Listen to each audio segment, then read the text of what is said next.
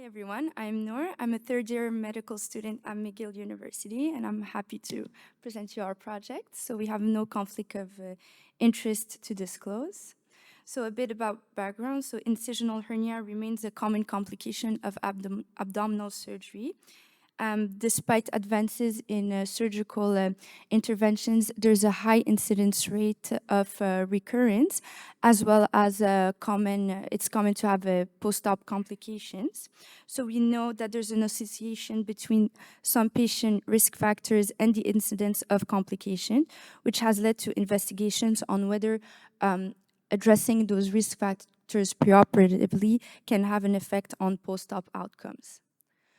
So to do so, we did a prehabilitation program, but what it is, it basically aims to use the pre-op time to optimize patient according to some risk factors to increase their physiological reserve with the goal of decreasing complications and potentially improve their long-term general health by addressing behavioral and lifestyle risk factors.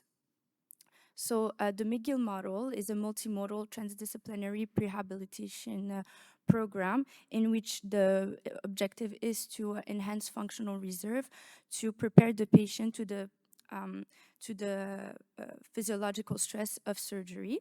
So each patient that gets referred to this program has a baseline visit in which they get a individualized physical training program, nutrition plan, psychological support, and medical optimization with smoking cessation interventions, and also internal medicine consult when needed for diabetes prevention. So how it works, basically the program, so the patient is firstly assessed by the surgeon, and then if he is deemed or her is deemed ineligible for surgery, they're referred to the Montreal General Hospital multimodal prehabilitation program. Then the patient is entered to the program and has the baseline visit that I just described. And then after a while, they're reassessed for surgical eligibility after a multidisciplinary discussion. And after this discussion, we consider that the program is concluded according to surgical eligibility. So technically, there's no predefined length of program. So prehabilitation has shown promises in enhancing postoperative recovery in various cancer population, but has it's less studied in hernia repair. So our objective was to estimate the impact of a multimodal prehabilitation program on risk factors for patients undergoing repair of a large ventral incisional hernia. We did so by doing a retrospective review of patients with a large incisional hernia that were referred to the prehab program before a abdominal wall repair between 2016 and 2020. Our primary outcome was preoperative optimization, which I will describe later on. And then our secondary outcomes were the changes in functional capacity, length of stay, 30 days complication with severe complication defined as more than 20 as per the comprehensive complication index. So there's no predefined optimization criteria or evidence-based in the hernia population. However, three main factors have been identified in our literature search. So first, there's the weight loss of more than 7% of total body weight as per the 2013 guidelines for prevention of management of obesity and overweight in patients, and it's also that cutoff that was used in the only RCT on ventral hernia patients who underwent a prehab program beforehand. Then there's smoking cessation, and finally having an HbA1c less than 7%. So our patient characteristics, we had 70 patients that were enrolled in the prehab clinic during the designated time frame. 40 of them were considered as that they completed the prehab program, and 30 of them dropped out for various reasons. Then in terms of demographics, so the baseline characteristics of the prehab group and the dropout group were pretty similar, with an average age of 58 years old, and 46% of them were female. The average BMI was 36. so the percentage of active smokers was 30% in our population, and then of a high HbA1c over 7% was of 29% in our population. So also among the comorbidities, diabetes and COPD were the most common. Finally, for hernia characteristics, so we had 53 patients who had a single defect in the abdominal wall, and then 25 patients presented with a loss of domain. The average hernia defect size was 126.9 centimeters squared, and 27 patients had a previous hernia repair. So all in all, this was a complex hernia population with a mean high BMI, and about 80% of them had a BMI over 30. And it was also a very comorbid population with a large hernia size. Now for the results.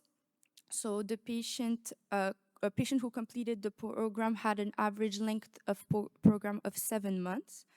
And then for functional capacity, so for the prehab group, it was associated with improved functional walking capacity with an increase of 62 meters. And of our population, prehab population, there was an increase of 50 meters in the 6-meter walk test of 50 meters in 60% of the population. So for the optimization criteria, which was our primary outcome, we will be comparing the prehab group versus the dropout groups. So we do have data for the dropout groups, but we have to take the data with a big grain of salt because we have a lot of missing data since they dropped out. So for the BMI, we can see that in our prehab group with the patient who had a BMI over 30, 37% of them succeeded in losing more than 7% of their total body weight. For the active smokers, 6 of the 10 patients who were active were able to quit. And then for the 11 patients with poor glycemic control, 5 were able to get it below 7.